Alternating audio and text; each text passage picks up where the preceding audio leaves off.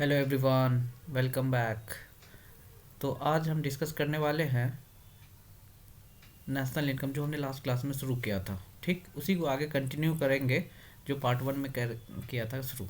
तो सबसे पहले अगर आप इस चैनल पर नया हैं तो इसे सब्सक्राइब कर लीजिए। आपके लिए कॉमर्स की दुनिया में सारी चीज़ें मिल जाएगी आपको। ठीक है ना। कॉमर्स अलाइंस को सब्सक्राइब कीजिए। इस पे हम डिस्कस करते हैं। तो हमने इकोनॉमिक्स का पार्ट को हम अब 12th इकोनॉमिक्स को भी हमने डिस्कस करना शुरू किया था, जिसमें पहला ही चैप्टर हमने लिया था नेशनल इनकम, क्योंकि सबसे ज़्यादा बच्चों के क्वेरीज इसी पे थे। तो यहाँ तक कर लिया था। ठीक, ये चार्ट फ्लो था। फ्लो दिखाना था कि किस तरह से फ्लो ऑफ कैश हो रहा है, फ्लो ऑफ पेमेंट, है ना। सब सारी चीज़ें देखी थी। आगे हमें यहाँ से कंटिन्यू करना है। ठीक, चलिए तो शुरू करते हैं। फर्स्ट ही पार्ट क्या है, इकोनॉमिक टेरिटरी। तो इकोनॉमिक टेरिटरी क्या, एक तरह की कैसे पता चलेगा कि हमारी इकोनॉमी का पार्ट है ना। तो विद इन कंट्री जो, तो इससे जोग्राफिकल जो हमारा इंडिया, जैसे अगर मैं बात करूं तो इंडिया का मैप आप बनाइएगा। जो हमारी क्या है जोग्राफिकल टेरिटरी, उसी के बीच में जो जो भी हम प्रोड्यूस करते हैं वो हमारा जीडीपी के अंदर कैलकुलेट होता है। ये हम आगे डिस्कस करेंगे। ठीक, तो अभी बस इकोनॉमिक टेरिटरी की जब भी बात आए तो ये इसको मान के चलना है क्या, कि हमारा क्या है, मैनेज ए गवर्नमेंट कॉन्स्टिट्यूट, है ना, कंट्री इकोनॉमिक्स टेरिटरीज है। ठीक, तो एक जोग्राफिकल टेरिटरी जो मैनेज हो रहे हैं वो इकोनॉमिक टेरिटरी इस तरह से मैनेज होते हैं। आगे आ जाती है बात, इसके अंदर क्या क्या चीज़ आएंगी। तो पीपल आ जाएगा, गुड्स आ जाएगा, कैपिटल आ जाएगा, freely circulate inside the zone, है ना। The economic territory encompasses not just land but also national air, space, territorial water, है ना, natural oil, gas, resource of international waters. ये सब सारी चीज़ें इंक्लूड हो जाती है हमारी किसमें, इकोनॉमिक टेरिटरी के अंदर, है ना। अब इसके स्कोप क्या है, तो एक चीज़ बहुत अच्छी से आपको मैं बता दूं, ये हमारा शॉर्ट समरी नोट्स टाइप से, ये आपको बहुत ज़्यादा हेल्प करने वाला है कब, एग्जामिनेशन टाइम में। तो अगर आपको एग्जाम के पॉइंट ऑफ व्यू देखना है तो इसको आप या तो वीडियो के थ्रू देख लीजिए, या फिर आप अपना नोट्स भी बनाते जाइए, या फिर अगर बच्चों के रिकमेंड आएंगे तो ये मैं पूरा पीडीएफ आपको शेयर कर दूंगा।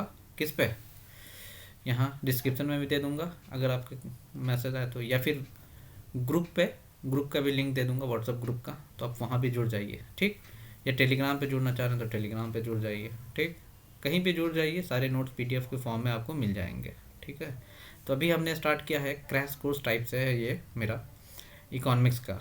अगर बच्चों को क्वेरीज आएगा तो फिर अकाउंटेंसी भी पैरेलल, इसके पैरेलल में लेकर के आ जाऊँगा। जैसी बच्चे की क्वेरीज वैसा मैं ये चीज़ स्टार्ट कर रहा हूँ। ठीक, तो सबसे ज़्यादा हमें क्वेरीज आए थे अकाउंट्स के बच्चे के भी और आर्ट्स वाले बच्चे भी इकोनॉमिक्स के लिए। तो ठीक है, तो हमने कहा इकोनॉमिक्स का चैप्टर बताओ, तो मुझे तो सबसे ज़्यादा उन लोगों को दिक्कत आई थी नेशनल इनकम में। तो हमने कहा चलो फिर नेशनल इनकम से स्टार्ट करते हैं। ये जर्नी हमारी लास्ट क्लास से शुरू हुई है, आज सेकेंड क्लास है। ठीक, तो इसको हम कंटिन्यू करते हैं। चलिए, अब देखिए स्कोप क्या हो सकती है इकॉनमी टेरिटरी की। तो इसमें टेरिटोरियल सीज वगैरह आ गए, एयर स्पेस हमारा कितना है वहाँ तक हमारी होती है।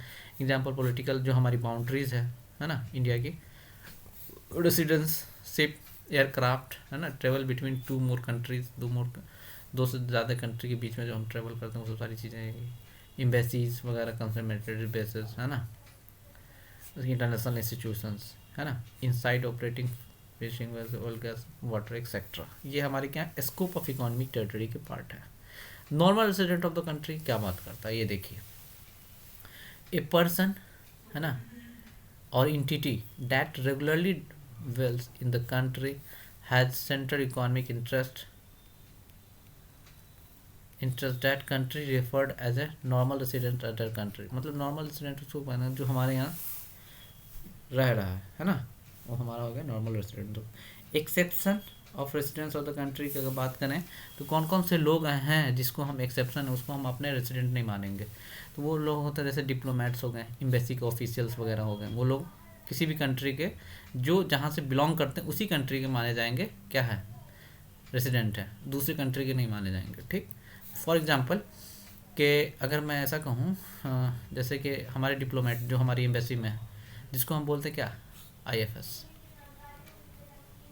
ये जनरली हमारे जो है ना आईएफएस इंडियन फॉरेन सर्विस जो होते हैं ये दूसरी कंट्री में जाते हैं, मान सपोज डैट यूएसए में है, यूके में है, तो ये इंडिया के ही रेसिडेंट माने जाएंगे, ना कि यूएसए के माने जाएंगे, जबकि ये लोग रहते तो वहाँ हैं, क्योंकि यहाँ के डिप्लोमेट्स हैं, डिप्लोमेट्स वगैरह जो एम्बेसी में वहाँ वर्क करते हैं उसको हम ओरिजिनली कंट्री जहाँ से वो बिलोंग करते हैं वहीं की कंट्री मानते हैं। इसमें एक्सेप्शन है, इसको नहीं ले लीजिएगा, है ना, कि इंडियन है ना रेसिडेंट, नॉर्मल रेसिडेंट है, ये रह रहा है यूएसए में, आईएफएस डिप्लोमेट्स हैं, तो इसको हम यूएसए या फिर यूके के रेसिडेंट मानेंगे, नहीं, ये इंडिया के रेसिडेंट ही माने जाएंगे।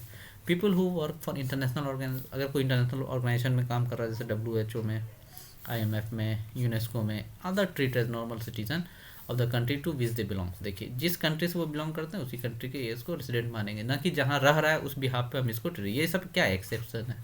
कई बार यहाँ से क्वेश्चन बना है 12th में 1 नंबर में कि mister A work in WHO and he belongs to originally UK, है ना, right now he lives in India, so right now he lives in Hong Kong, so in the respect of Hong Kong he belongs to the resident or not, तो ये नहीं होगा, क्योंकि ये already जहाँ से बिलोंग कर रहा है, यूके से बिलोंग कर रहा है, तो यूके का ही सिटीजन माना जाएगा। ठीक, commercial travellers, tourist, student and so on, ये सब एक्सेप्शन में आते हैं। तो ये सब जहाँ रहते हैं बाउंड्री में वहाँ हम उसकी ट्रीट नहीं करेंगे, ये सब डिप्लोमेट है, ये सब वहाँ की जहाँ से बिलोंग करेंगे, इस बिलोंगिंग के बिहाफ में हम इसको रेसिडेंट का पार्ट देंगे। अब यहाँ से आ जाता है मेन मेरा बेसिक, एग्रीगेट नेशनल इनकम कैसे कैलकुलेट करेंगे, उसके सारे फॉर्मूले विथ एक्सप्लेनेशन के साथ। तो सबसे पहले आ जाता है मेरा gross domestic product eight market price, है ना। It is the market value of all final products and services generated by the all manufacturing units located on A countries domestic territory with in an accounting year. एक accounting year के अंदर में जितना भी product, final product हमने या फिर service generate किया है, मैन्युफैक्चर किया है, located in countries domestic territory का मतलब हो गया विद इन इंडिया, इंडिया की जो भी ज्योग्राफिकल बाउंड्री है उसी के अंदर।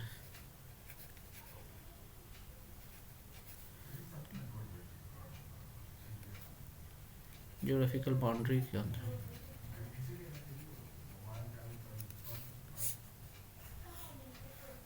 ठीक है, ज्योग्राफिकल बाउंड्रीज के अंदर जो भी होगा ये सब सारी चीज़ें, है ना, जो भी प्रोडक्ट सर्विस हम जनरेट करेंगे, प्रोड्यूस करेंगे, वो हमारा जीडीपी के अंदर इंक्लूड होगा, है ना। इसमें ग्रॉस डोमेस्टिक प्रोडक्ट, डोमेस्टिक का मतलब ही क्या है, with in country, with in India, with in country, जो भी कंट्री का बात करेंगे उस कंट्री की बात होगी with in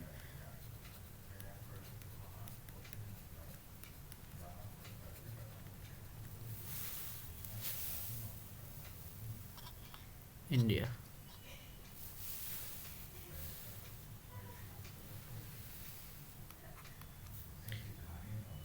gross domestic product eight market price equals the sum of all resident producer gross value added the market price plus tax and fewer import subsidies। जैसे जीडीपी एट मार्केट प्राइस में क्या आता है, देखिए net domestic product आ गया एक factor cost पे, जिसको एनडीपी बोलते हैं, है ना।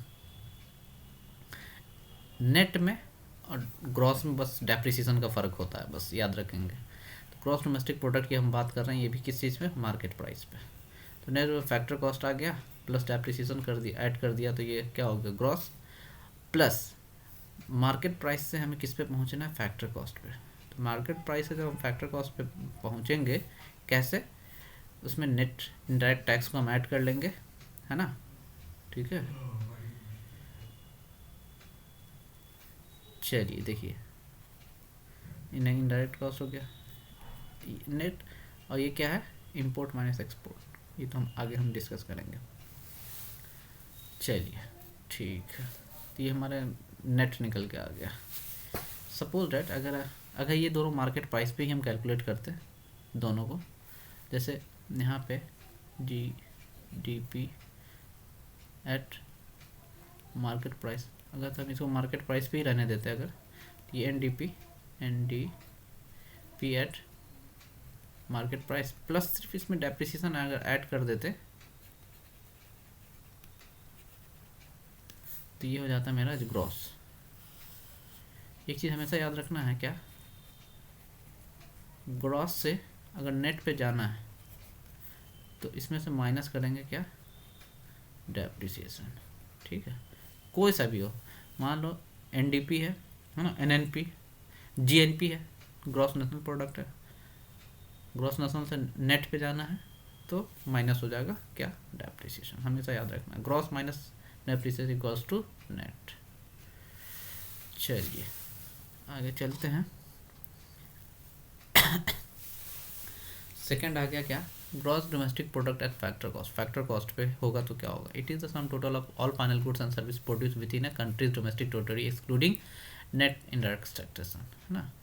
इसको इंक्लूड नहीं करते हैं, वो तो क्यों नहीं करते हैं, क्योंकि फैक्टर कॉस्ट पे हम कैलकुलेट कर रहे हैं, कॉस्ट हम अभी निकालना है सिर्फ। देखिए GDP at factor cost, GDP at market price minus indirect plus subsidies, और GDP at factor cost just vice versa, factor cost को market price minus indirect tax, है ना, प्लस सब्सिडीज, है ना।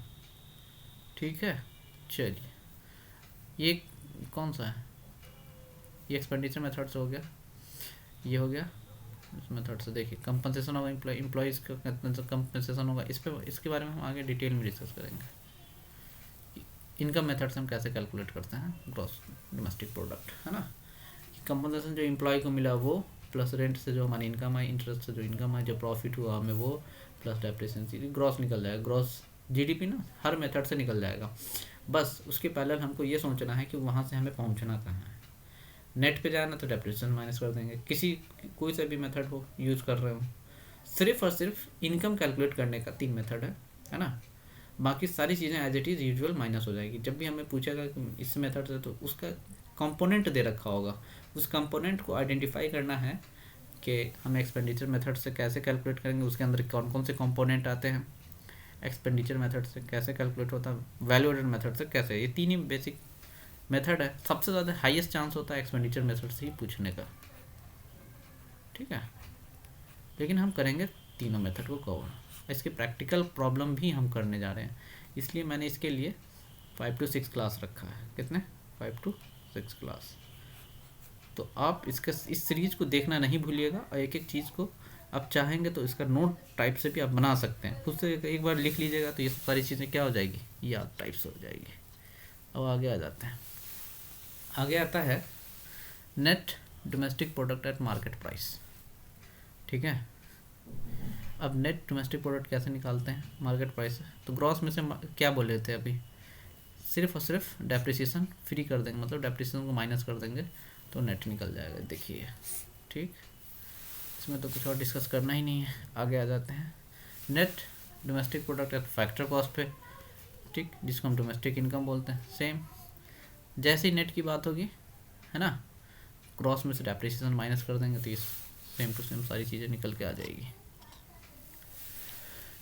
It is the total worth for all finish goods and services including depreciation. यही सी बात हमने पहले बताया था कि ग्रॉस से minus depreciation cost to net. अब डोमेस्टिक प्रोडक्ट है, ये मान लीजिए जीडीपी है, तो यहाँ पे एनडीपी निकल के आएगा। अगर ये एनएनपी है, इस जीएनपी है, इसमें तो एनएनपी निकल, ठीक। Thus, it is the equivalent to the sum of all factor income, compensation of the employees, rent, profit, self-employed created in the country's domestic area। अब देखिए इनकम मेथड से हम कैसे कैलकुलेट करते हैं एनडीपी। देखिए GDP at market price minus depreciation, depreciation को minus कर देंगे तभी तो नेट पे पहुंचेंगे। इसमें से इनडायरेक्ट टैक्स माइनस करेंगे, क्यों करेंगे, क्योंकि ये फैक्टर कॉस्ट पे है। फैक्टर कॉस्ट से हम कहाँ पहुँचे ना, मार्केट प्राइस पे, ठीक। सब्सिडीज जो गवर्नमेंट की तरफ से हमें बेनिफिट मिला उसको हम ऐड कर लेंगे, है ना। जीडीपी मार्केट में depreciation minus indirect plus subsidies, ठीक। Compensation of the employees, rent, rest, profit, तीनों को ऐड कर देंगे तो निकल के आ जाएगा क्या, ग्रॉस में। अगर इसी को बोलता कि जीडीपी निकालिए कंपनसेशन में, तो यहाँ पे सिर्फ और सिर्फ क्या करते, डेप्रिसिएशन ऐड करते। लेकिन नेट है तो डेप्रिसिएशन ऐड नहीं करना है। चलिए आगे आ जाते हैं। अब क्या है, net national product at factor cost और नेशनल इनकम, ठीक है। It is aggregate of all factor earning earn by ordinary people country in the form of wages during the accounting year, rent, interest, profit calculated. कैसे calculate करते हैं ये देख लीजिए। It is the sum of all factor income earn by the ordinary citizen of national throughout the accounting year including employees पे rent interest and profit. ठीक है, जो भी इसकी इनकम है वो चीज़ें आ जाएगी। एनएनपी एट फैक्टर कॉस्ट कैसे निकालते हैं, देखिए एनडीपी एट फैक्टर कॉस्ट है ना, जितना अर्न किया रेसिडेंट ने, है ना, और फैक्टर पेमेंट हमने कितना लोगों को, बाहर के लोगों को पेमेंट कर दिया है तो वो माइनस करते हैं, NIFA बोलते हैं जिसको, ये net factor income from abroad. मान लीजिए यहाँ पे इंडिया है, मैं इंडिया की बात कर रहा हूँ, यहाँ पे क्या है, US है। ये तो तय है कि यहाँ से बहुत सारे लोग कहाँ गए हुए हैं, यहाँ वर्क कर रहे हैं USA में, और USA की बहुत सारी कंपनीज यहाँ भी है, MNC जिसको बोलते हैं, है ना। यहाँ की जब वहाँ की कंपनी है तो वहाँ के लोग भी होंगे यहाँ पे, है ना। तो कुछ इनकम इंडिया से कहाँ जाता है, USA से यहाँ आता है ना, है ना।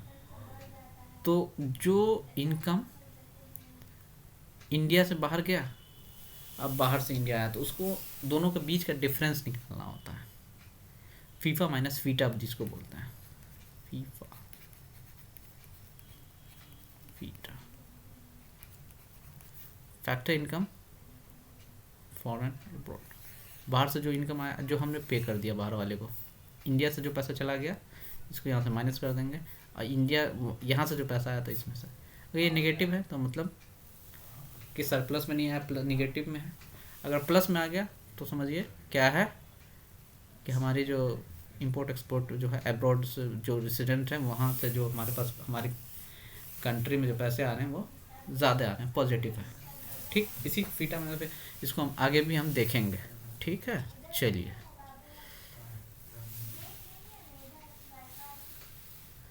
6 gross national product eight market price GNP कैसे कैलकुलेट करेंगे, देखिए it is the market value of all finish goods and services generated by the countries normal citizen domestically overseas, मतलब कि डोमेस्टिक में हो या फिर बाहर से हो, पूरा, है ना, सिर्फ और सिर्फ विद इन कंट्रीज के अंदर तो हम क्या कर रहे थे, तो वो GDP निकल के आ रहा था।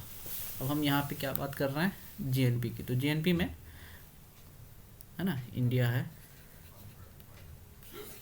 मान लीजिए यहाँ पे 100 यूनिट्स कोई भी चीज़ प्रोड्यूस हो रहा है, यहाँ के लोग बाहर से भी क्या कर रहे हैं, कुछ पैसे जनरेट कर रहे हैं और भेज रहे हैं इंडिया, है ना। मान लीजिए 5 यूनिट्स पैसे वहाँ से, टोटल हम 105 बोलेंगे क्योंकि ये टोटल होगी, टोटल इंडिया में जितना आ गया वो सब सारी चीज़ें, तो ये ग्रॉस हो गया। ठीक है, इसका फॉर्मूला देख लीजिए, देखिए GDP है, इसमें NFIA net factor income from abroad, जो नेट जो हुआ, net factor income from abroad जो निकलता है, फीफा माइनस फीटा निकलता है।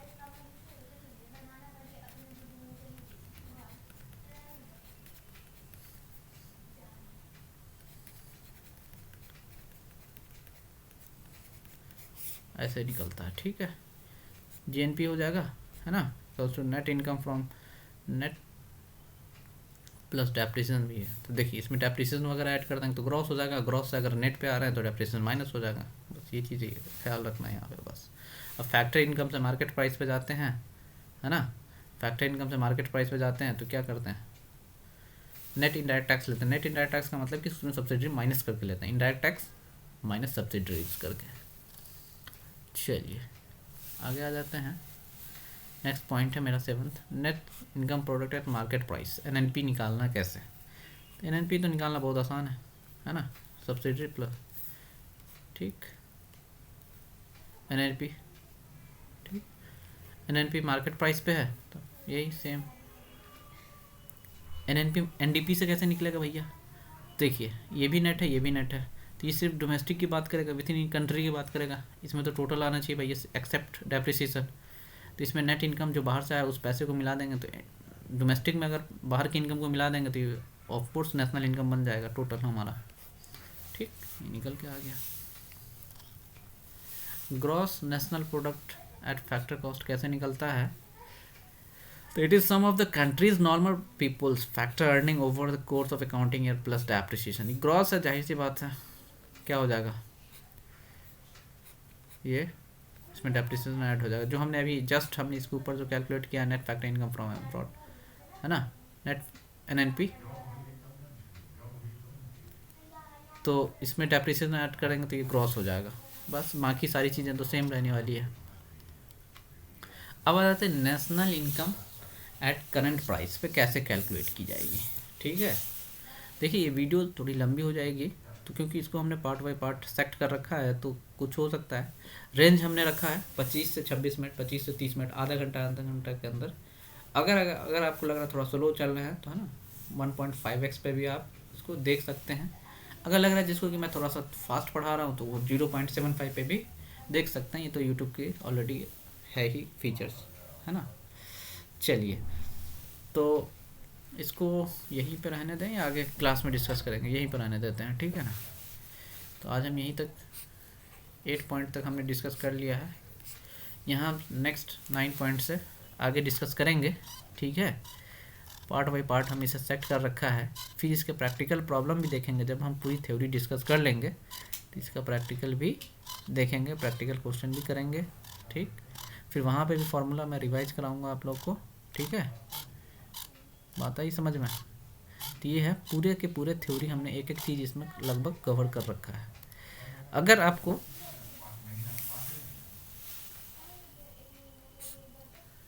और कुछ जानना है तो ये इसी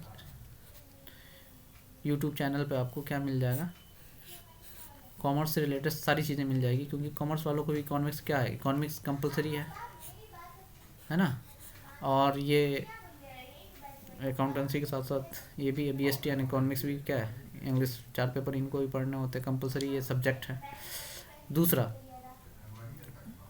और जो आर्ट्स वाले आर्ट्स सेक्शन से हैं, आर्ट्स सेक्शन जो इको रख रखा है उन लोगों के लिए भी इम्पोर्टेंट है। तो इकोनॉमिक्स का भी क्लास अब मैं कंटिन्यू रखूँगा और ये क्रैश कोर्स चलता रहेगा मेरा, है ना।